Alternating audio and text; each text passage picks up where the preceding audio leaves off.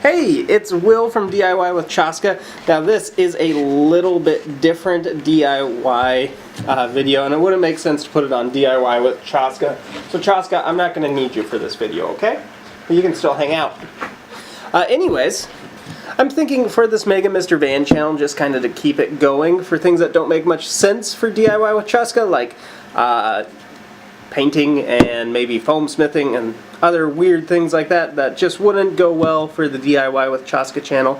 I'll be doing that here on this channel instead. So today for you I have a Boogie Bomb from Fortnite that I've 3D printed off of my Creality Ender 3. I highly recommend this printer.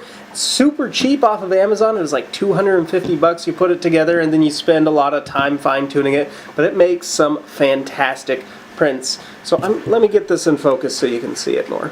Alright, so I 3D printed this Boogie Bomb STL file I got off of Thingiverse. I'll post a link in the description to that.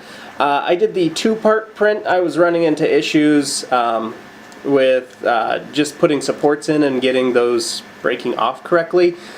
So instead I printed it in two pieces. Worked out a lot better, so there's a little bit of a seam, but it's hard to see, so I'm going to sand this down. I have already spray painted it with a metallic-y black finish, which I think will look good, and now I'm going to be painting with these model color paints right here, also found off of Amazon, just the different colors for the Boogie Bomb.